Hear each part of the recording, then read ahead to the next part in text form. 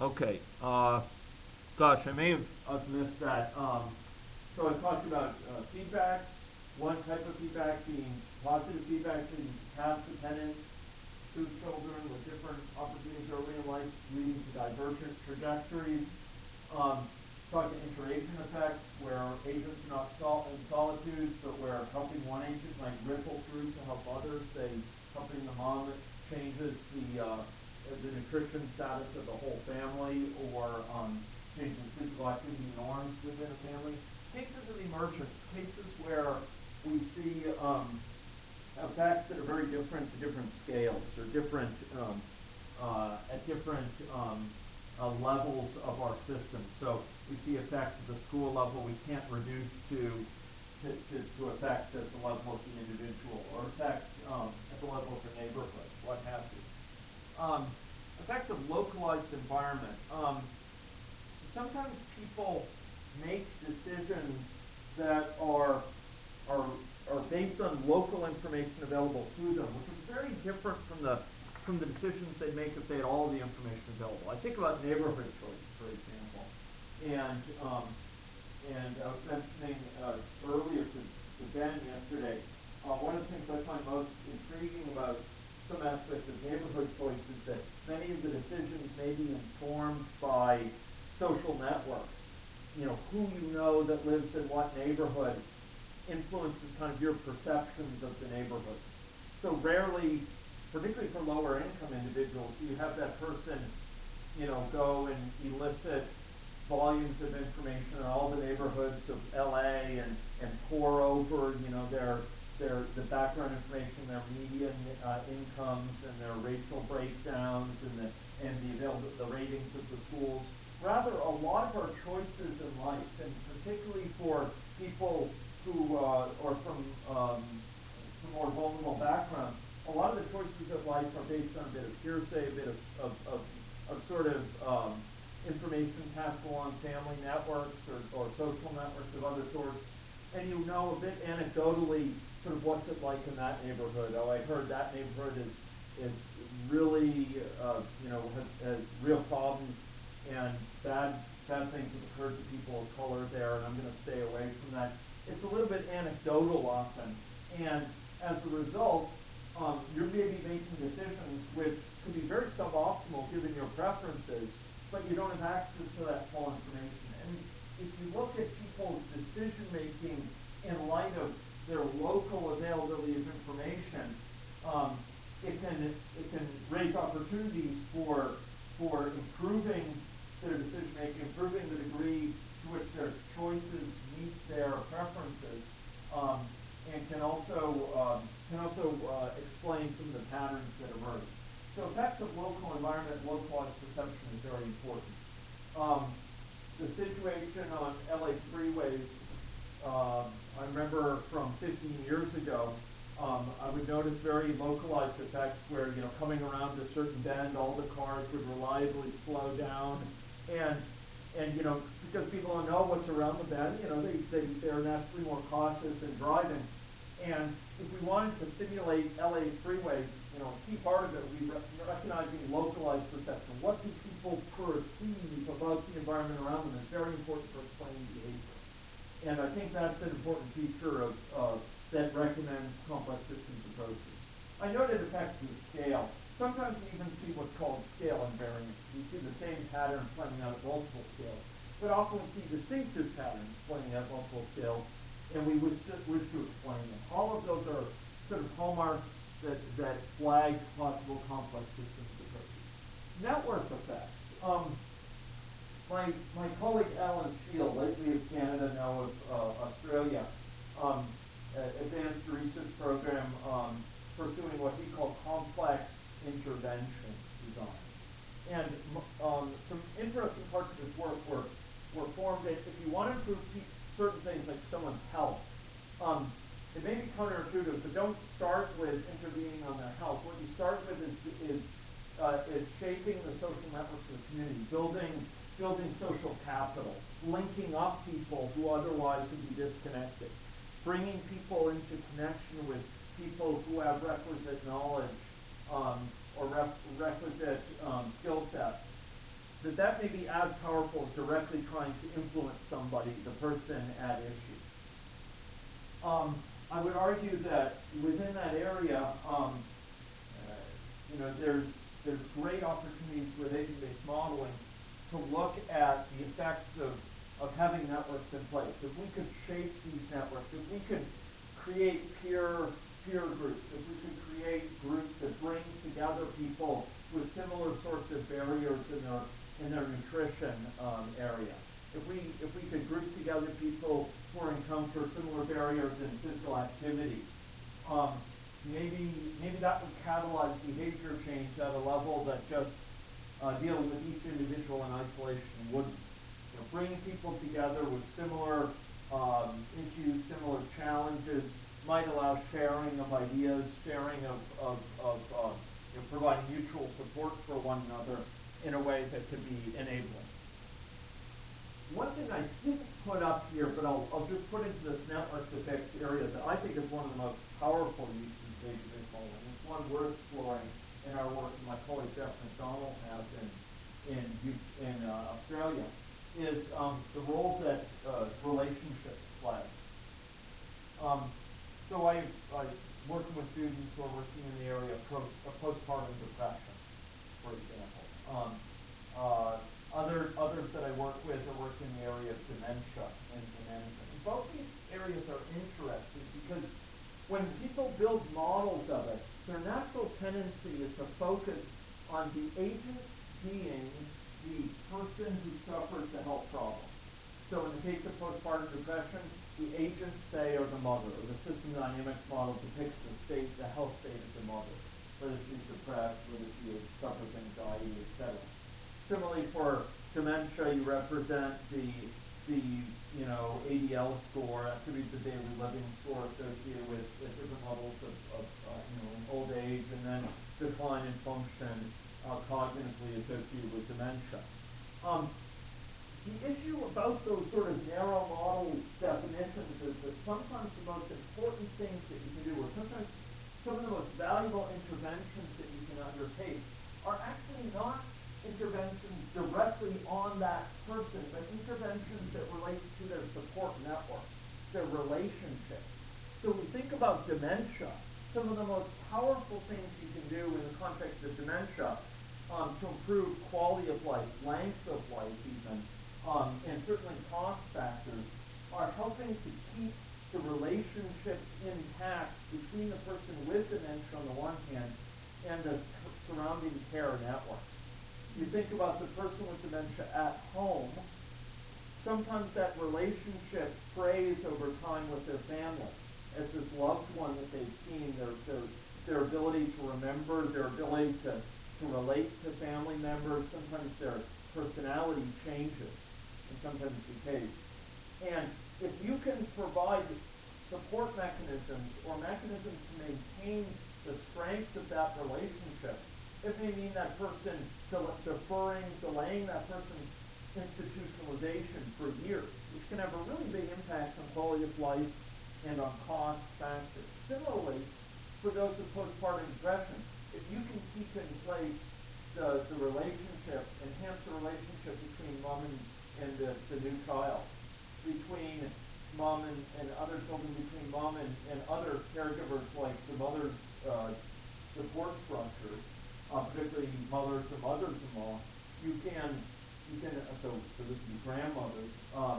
You can often offer significant benefit for the mother and for the child, because often there's feedbacks involved in these things that are driving the postpartum depression.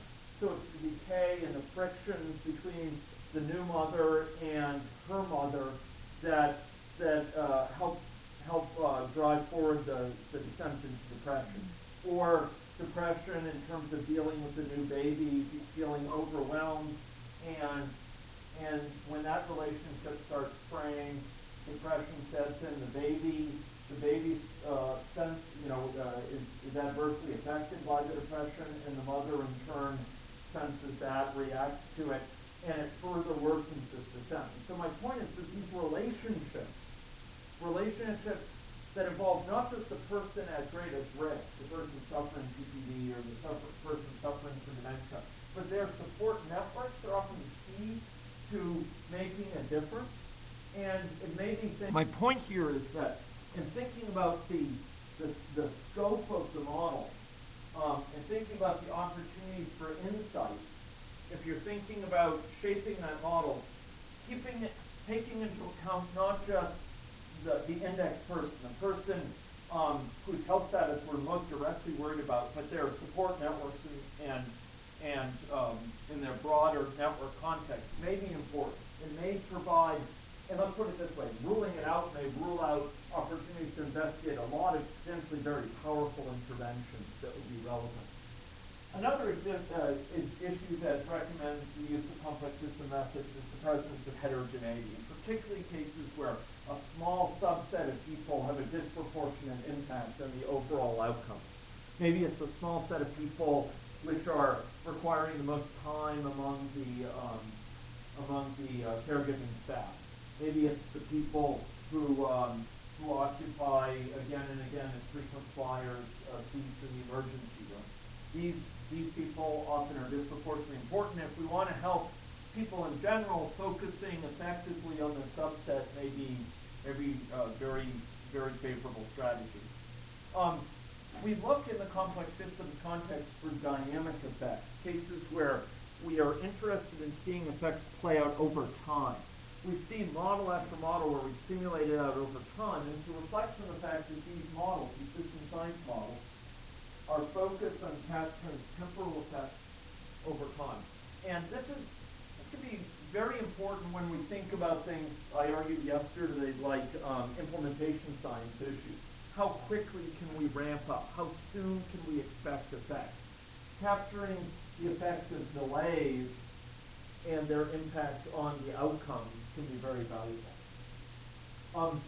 Another big issue that you see again and again in many models is understanding how people's decision making is materially impacted by incentive structures and by intervention strategies. And often this depends on aspects of preferences. So, if we were to implement a soda tax, or a sugar-sweetened beverage tax, or we were to implement, we were to put in place mechanisms to allow people in inner LA to more easily buy fresh fruits and vegetables. How would that end up impacting, behavior? Well, this depends on people's sensitivities to things like price versus accessibility. And there's some wonderful work that Kurt's just now getting into, which can meld together aspects of representation of cognitively plausible decision-making strategies. These are grounded strategies as elicited by techniques drawn from the marketing science literature, where we represent how people make decisions. What are their heuristics by which they make decisions? So what are their preferences by which they prefer one thing to another? By taking those things into account, we can define intervention strategies that tend to be more effective in really motivating behavior change on the part of individuals in the population. Agent-based models fit hand in glove with these methods because they can represent agents and the choices of those agents. In the models we've built thus far, these toy models, we've had these state charts, and the transition between state charts are probabilistic or based on receive a message, but you can actually represent situations where those transitions are based on choices made that reflect individual preferences, the preferences of that agent.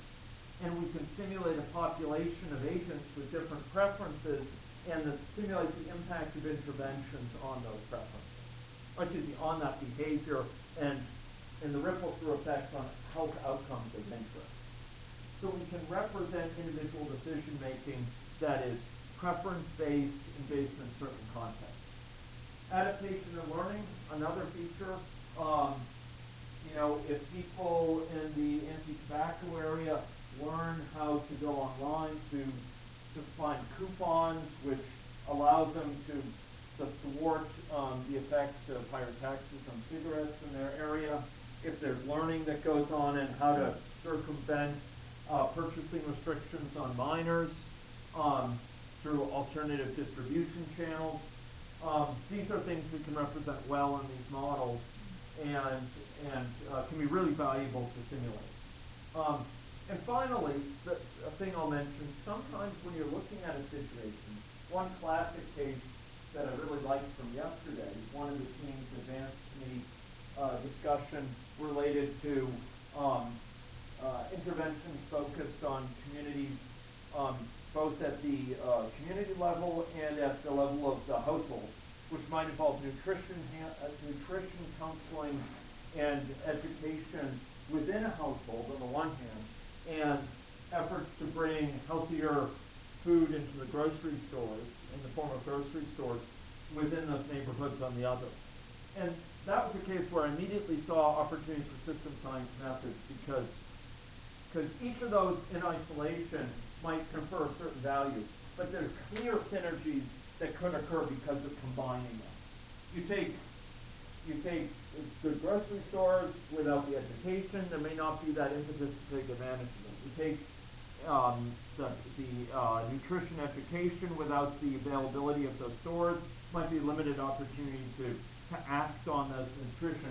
You combine both together is a nonlinear effect. The whole may be greater than the sum of its parts to make a synergy between them.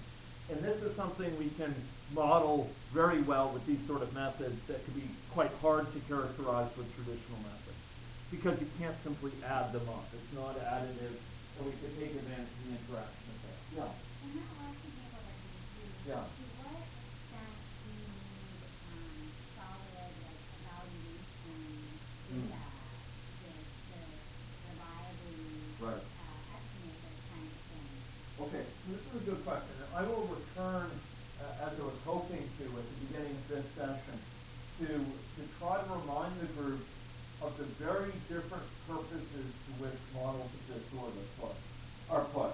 And I articulated yesterday two broadly different ways in which these models are used. Both of them fit for publication, both of them with a long and, I would say, illustrious history, but with different goals in mind. So one use would be empirically grounded models which allow you to estimate in quantitative terms the impact of different programs, the trade-offs between those programs, the incremental gains from adding a certain program to existing programs. We really focus on quantitative insight at a rigorous level. Those sorts of models will typically require a stronger empirical data base than a second class of models, which is also well represented, where you have very simple rules for agents in place. And I point in this area some of Anna Roos' work at Michigan, for example, on the effects of walkability, where they have a very stylized model of kind of people's behavior and walking behavior in neighborhoods, but use it to arrive at some rough conclusions. I also point here to work from Tom Boyce at UBC on early childhood development of dominant structure hierarchies. I point to work from the area of sort of neighborhood choice, particularly Schelling segregation model early on, and some of Liz Brooks' work on top of that, work by Ross Hammond in obesity. These tend to be quite simple models, simple assumptions. They're not aspiring to plausibly represent the full set of factors that are contributing strongly to obesity in LA. But what they show is that with fairly simple assumptions about undeniable processes, or at least processes that are highly plausible as depicted in the model, then you can get some ahas. You can get some sort of insights that, wow, this could be having a big difference, or this could be something where we've overlooked a big opportunity. And it can motivate further research, can motivate data collection, it can motivate, further experimentation by sort of pointing why this could be a big deal. And for that, I would argue that the available database is far less critical. Yes, we try to take advantage of it where possible. Some of Liz's work, Liz Group at Michigan, has done. A lot of the advantages of modeling that we were discovering had nothing to do with model output. It had nothing to do with the viability of the model making a certain prediction. It had nothing to do with saying which. Some of the stuff did, but a lot of it was like I was sitting there with the various experts trying to build a model, and I would be asking them a slew of questions, and they would say, well, this is the value stream we have. Person comes in, this department is going to know that they see four, and they really want to understand, and they get here, and they'll give me certain types of data, and I'll say, well, what about from here to here? And they go, oh, I don't know. And they have data, I'll find it. Or when I'm showing the whole thing, everybody can see the same picture, and they can go, oh, that's really what's happening. Or one expert, a nursing person, or a patient advocate might say, well, this is what's happening, and the doctor says, well, that's not what I saw something else. So having the model is there as part of the process. Even before you get to the amazing predictions that inevitably a good model might be able to provide, you get a really interesting way, and they have the term for this, or the term for this that they know, called good model building. So you actually use the model during the development process as a tool to bring everybody's perspective of this complicated scenario to the same playground, so that it all has to fit to work together. So a lot of that makes people, people have a very different perspective of the same situation. It forces me to have the same perspective as you, or at least be aware of this. So a lot of the benefits that we found from having a model, from having a modeler involved in the process, was the people's perspective to be a little bit united. And having the model do that, and then you have a model that's kind of working, and people can just play around with it. What happens if you change that number to this? And you see the plot changes or whatever. And so a lot of it was having, well, at like 85% of the benefits of the model, I developed it. No point was like, because it was such a preliminary model. It wasn't actionable. But all the stuff before was enough for them to say, yeah, we want a model.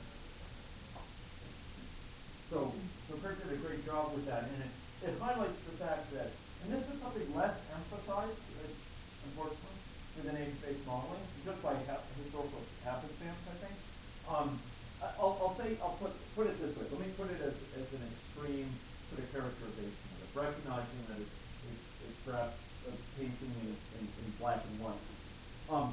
There are people who look to the model as the primary delivery of value. The model itself, that what we gain out of it, that we get this model that can allow us to answer questions, and that's the big gain. Other people look to the modeling process and the change in how people think about the system as the big gain. That even if the model were to be lost, Kurt's hard drive crashes and the model is actually lost, something has been gained in terms of how people think, how they crisply articulate the situation. Their common understanding of it has shifted because of that modeling process. And other people look to that being sort of the primary outcome more so than the model itself. And you'll find sort of different people on different areas of the spectrum. I know some modelers, and I put myself into this situation, who say, I'd like to build a good model, but shifting how people think about it is pretty important. I know some people who will say, I really don't care much about the model. What I really care about is shifting how people think. That's my goal in modeling, is shifting how people think. The model itself is secondary. And thirdly, I know some people will say, I don't give a rip about changing how people think about it. What I want is a model that will give accurate output in terms of the gains to be expected. You'll find modelers on all parts across the spectrum. I sort of lie somewhere in the middle. What Kurt mentioned there was a tradition that's very strong in system dynamics modeling. It's one that I've been involved just in the past year, together with others like Ross Hammond and Peter Hoffman, in trying to bring into agent-based modeling, and that's this group model building tradition.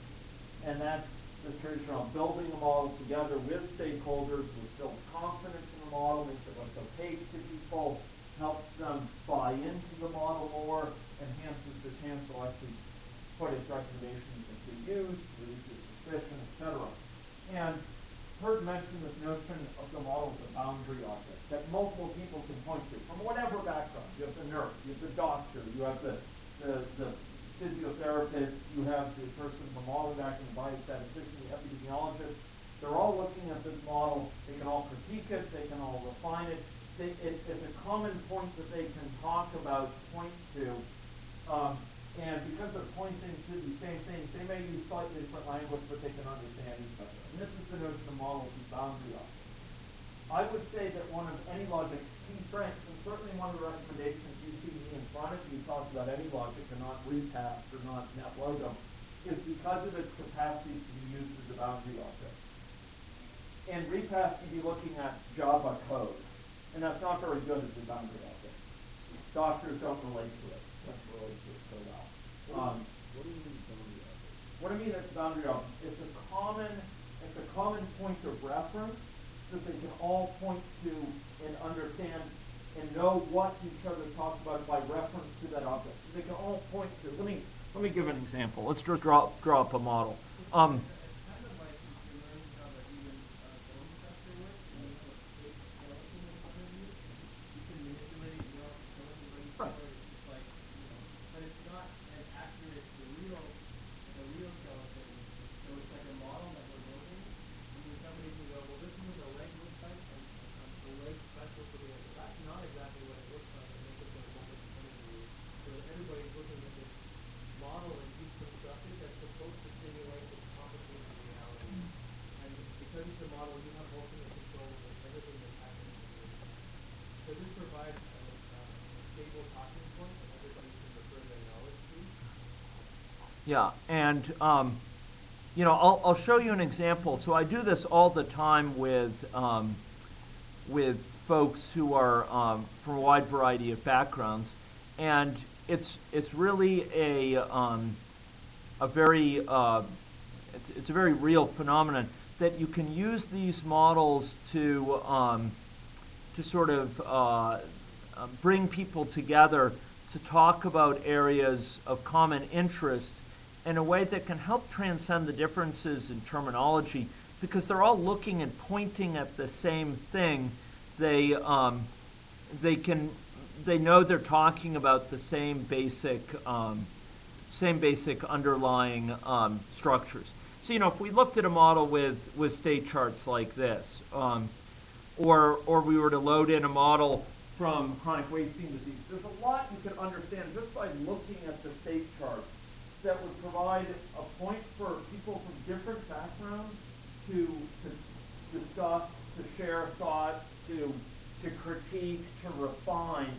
It's something that they could all understand even though they're coming from different backgrounds.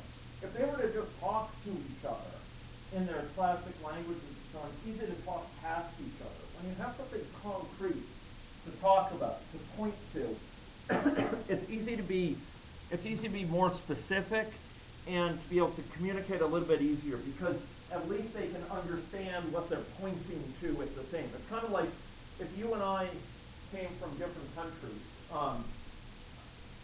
we could still communicate through this by pointing at things, at least, right? Our language might be imperfect in communicating, but we could at least point in common terms to things that we're talking about, and that can help us communicate what we mean, right? And so it is with models. You can point to things that are very concrete in the model and critique and advance it. And this is how the term boundary object is used, and it's a term that originated, I think maybe in the design space or some space outside modeling, but it's been adapted. And Peter Hoffman is the person, it's like the go-to guy for this, for group model building. And we've recently worked on a paper together, which I think is going to be published in the proceedings later this year, which is on these techniques applied to age-based modeling. Okay? So Kurt's comments there, very well taken and very effective. It's often the modeling process as much as anything else that brings value to the table. So when it comes to these models, we're going to break up now, and we're going to go and talk about the different groups. And one of the things that I've asked the groups to do in preparation for that is to think about, where this model might go. Could we start with a very stylized, rough model? Do we have to hold out until all the data is available, all the knowledge is in place? Or could we actually work towards some aha insights from very simple models at first? And second of all, can you find things in here, in this list, that might be hidden factors of your situation or aspects of your situation? Because if so, the application of complex systems methods, the system science methods, ADM, will be particularly powerful, particularly enabling, particularly advancing in terms of what I can do with the research questions. And I'll be frank. We went down the list of models, the list of projects yesterday, and broadly speaking, we crudely divided them into a group that we think could be advanced now, and by the end of the week, we could have models in place that will run and show results. We have another class where we think the primary issues that need to be elucidated, need to be advanced, are actually about where the system science component of it is, and that needs to be done before the model can be built. It needs to be further discussed about how some of these factors relate to that model to really take advantage of the features of ADM.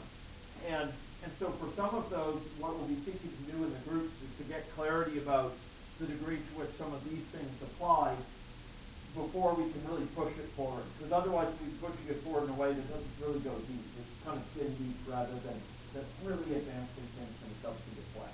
So we're going to be going around to the different groups with those somewhat different agendas in mind. Some we're going to try to get off and going right away, and some we're going to be working with to sort of figure out how it aligns with some of the unique strengths of system science. Does that make sense?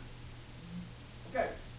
So I've sat up here and talked with you all day, and I want to thank you again for your resilience, for your patience, and for your great questions and contributions you've been bringing to the table.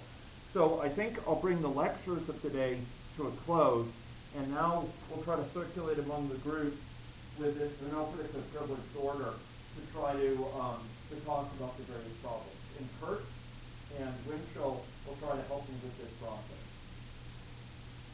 Okay? Okay.